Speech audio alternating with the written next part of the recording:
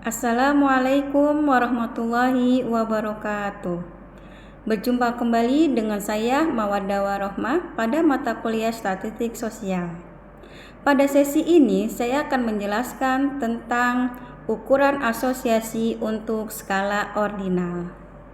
Sebelum memasuki materi, kita harus tahu dulu capaian pembelajaran pada mata kuliah Statistik Sosial. Pada materi ini, capaian pembelajarannya yaitu pertama, menjelaskan konsep ukuran asosiasi pada skala ordinal. Yang kedua, mengidentifikasi jenis ukuran asosiasi ordinal, baik itu Kendall Staubb, Kendall Stauss, Gamma, dan Somers. Yang ketiga, menginterpretasikan hasil ukuran asosiasi ordinal pada kasus sosial keagamaan secara tepat. Skala ordinal. Skala ordinal adalah skala yang digunakan untuk mengklasifikasikan dan menurutkan data berdasarkan peringkat atau tingkatan tertentu. Contohnya untuk skala ordinal yaitu yang pertama tingkat kepuasan. Nah, kategorinya bisa sangat, tidak puas, netral, puas, dan sangat puas. Itu terdiri dari 5 kategori. Yang kedua, tingkat pendidikan. Tidak sekolah, SD, SMP, SMA, S1, S2, S3. Kemudian contoh yang ketiga, peringkat perlombaan, yaitu juara 1, juara 2, juara 3. Kemudian contoh yang terakhir yaitu status sosial ekonomi, rendah, menengah, tinggi. Itu adalah contoh-contoh dari skala ordinal. Ukuran asosiasi skala ordinal terdiri dari 2 jenis. Jenis yang pertama yaitu uji asosiasi simetrik pada skala ordinal. Dan jenis yang kedua yaitu uji asosiasi asimetrik pada skala ordinal. Sekarang kita akan membahas tentang uji asosiasi simetrik pada skala ordinal. Terdiri dari 3 jenis. Yang pertama yaitu ada Kendall Staubb, Kendall Stauss, dan Gamma. Apa itu Kendall Staubb? Ya. Kendall Staubb adalah digunakan jika kategori pada baris jumlahnya sama dengan kategori pada kolom. Atau dengan kata lain, kedua variabel yang dihubungkan memiliki jumlah kategori yang sama. Contohnya seperti hubungan intensitas mengikuti kegiatan keislaman dengan tingkat toleransi terhadap perbedaan agama pada mahasiswa. Nah, seperti yang ditampilkan pada tabel, ada variabel X dan Y-nya. Variabel X itu variabel bebas atau variabel independen. Nama variabelnya yaitu intensitas mengikuti kajian keislaman. Kemudian variabel Y-nya yaitu tingkat toleransi terhadap perbedaan agama. 2 variabel ini menggunakan skala ordinal. Ini teman-teman kita melihat rumus Kendall Staubb.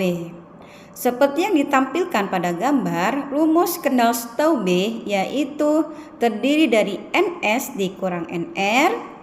Apa itu NS? NS adalah jumlah pasangan selaras, sedangkan NR adalah jumlah pasangan tidak selaras. Kemudian di bawahnya itu ada TX dan TY.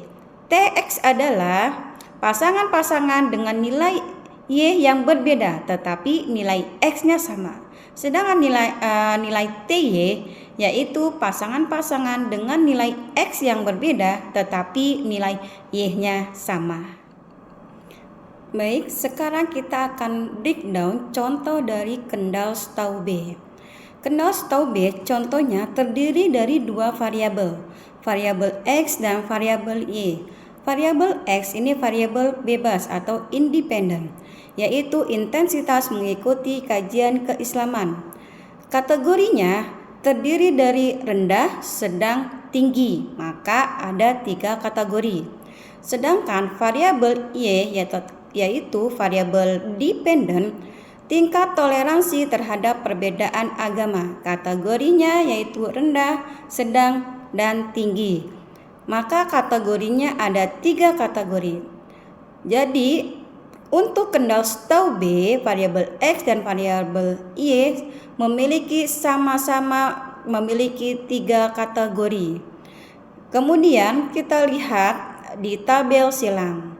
Karena mereka memiliki 3 kategori, maka untuk tabel silang pada baris dan kolom pun harus 3 kategori, rendah, sedang, dan tinggi.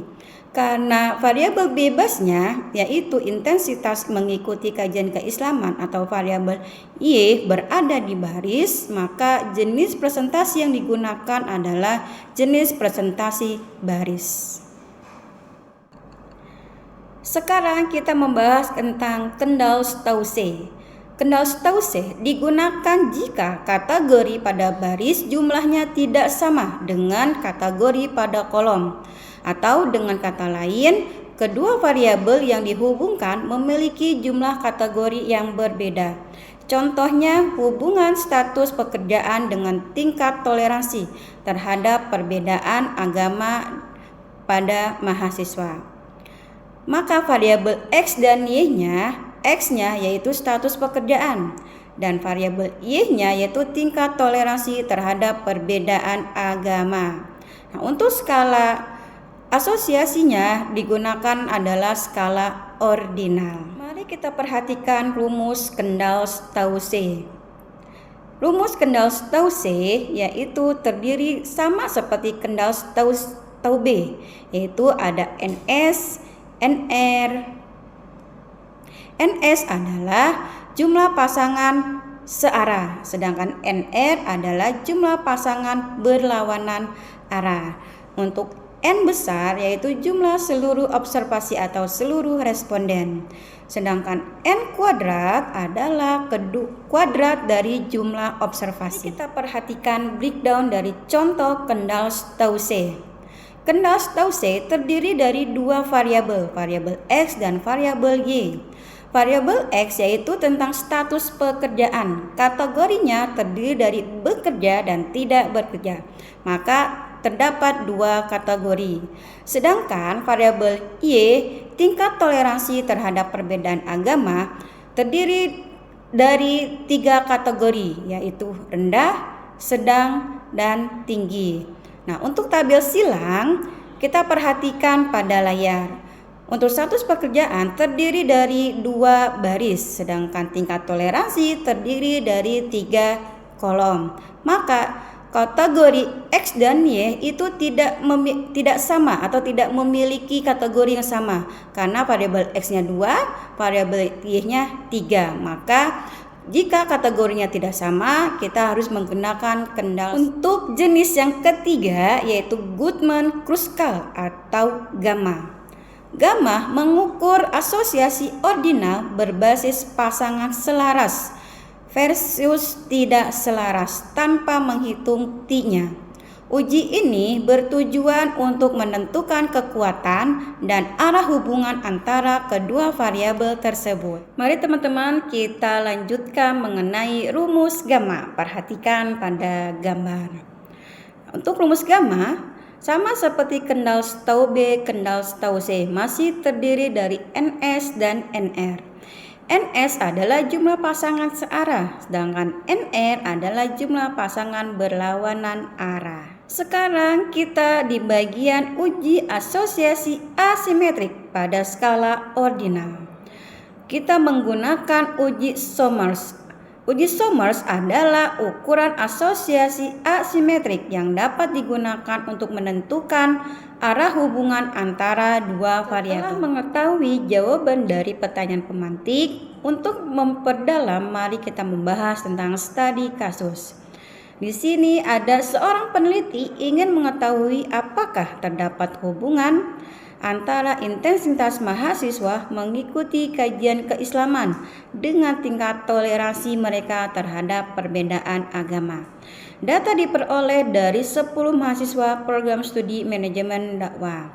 Maka ditampilkanlah data mentah dari hasil penyebaran angket. Terdapat ada 10 responden. Variabel X-nya yaitu intensitas mengikuti kajian keislaman. Kategorinya yaitu terdiri dari rendah, sedang, dan tinggi. Kemudian untuk variabel Y, tingkat toleransi terhadap perbedaan agama, kategorinya yaitu rendah, sedang, dan tinggi. Pertanyaannya yaitu pertama, mengidentifikasi skala data kedua variabel. Yang kedua, buatlah tabel silang berdasarkan data di atas. Yang ketiga, tentukan ukuran asosiasi yang tepat untuk data tersebut. Yang keempat, hitung nilai asosiasi.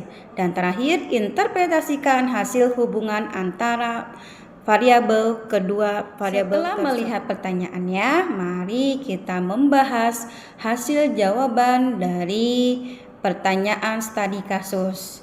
Di sini teridentifikasi skala data, yaitu variabel intensitas mengikuti kajian keislaman atau variabel X, kemudian tingkat toleransi terhadap perbedaan agama itu variabel Y. Untuk variabel X, kategorinya terdiri dari rendah, sedang, dan tinggi. Untuk variabel Y, kategorinya rendah, sedang, dan tinggi. Maka kita lihat kategori yang digunakan itu terdiri dari 3 kategori, baik variabel X dan variabel Y. Maka karena kategorinya sama, maka kita akan menggunakan skala ordinal. Kemudian kita tampilkan tabel silangnya atau cross tab-nya. Itu antara intensitas kajian keislaman versus tingkat toleransi. Nah, karena intensitas kajian keislaman itu variabel bebas, maka kita tampilkan di sini di baris, yaitu terdiri dari rendah, sedang, dan tinggi. Kemudian pada kolom itu kita masukkan tingkat toleransi baik rendah, sedang, dan tinggi. Ini adalah hasil dari perhitungan data mentah yang ditampilkan untuk 10 responden.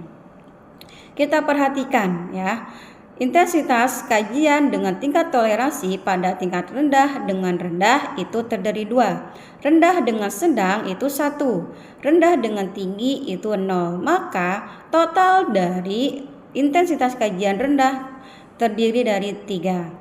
Kemudian intensitas kajian sedang dengan rendah itu 0, sedang dengan sedang 2, sedang dengan tinggi itu 2. Maka total dari intensitas kajian sedang yaitu 4. Kemudian intensitas kajian kategori tinggi, tinggi dengan rendah itu 0, tinggi dengan sedang itu 1, tinggi dengan tinggi itu 2. Maka total intensitas kajian pada kategori tinggi yaitu 3. Untuk menjawab pertanyaan nomor 3 yaitu hasilnya, ukuran asosiasi yang tepat kita gunakan yaitu karena variabel X dan Y sama-sama berskala ordinal, maka data disajikan dalam bentuk tabel silang menggunakan ukuran asosiasi yang tepat adalah kendal Staubbe. Ukuran asosiasi yang kita gunakan adalah kendal Staubbe, maka kita akan tampilkan rumus kendal Staubbe dan perhitungannya.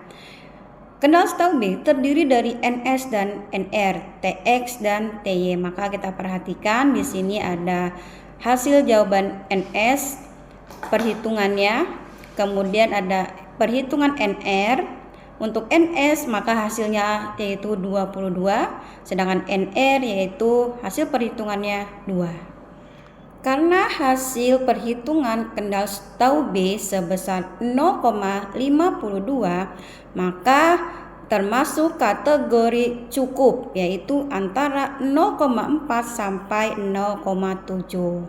Hasil interpretasinya yaitu terdapat hubungan yang cukup dan positif karena dia positif ya, tidak negatif antara intensitas kajian keislaman dan tingkat toleransi. Artinya, semakin tinggi intensitas kajian keislaman, maka semakin tinggi pula tingkat toleransinya. Hubungan ini bersifat searah dan memiliki kekuatan yang cukup. Karena hasil perhitungan kendal Staubbe sebesar 0,52, maka termasuk kategori cukup, yaitu antara 0,4 sampai 0,7. Hasil interpretasinya yaitu terdapat hubungan yang cukup dan positif karena dia positif ya, tidak negatif antara intensitas kajian keislaman dan tingkat toleransi. Artinya, semakin tinggi intensitas kajian keislaman, maka semakin tinggi pula tingkat toleransinya. Hubungan ini bersifat searah dan memiliki kekuatan. Sudah penjelasan mengenai materi ukuran asosiasi skala ordinal yang terdiri dari dua asosiasi, yaitu asosiasi simetrik dan asosiasi asimetrik. Untuk asosiasi simetrik terdiri dari kendal tau B, tau C, dan gamma. Sedangkan untuk asosiasi asimetrik menggunakan uji Somers.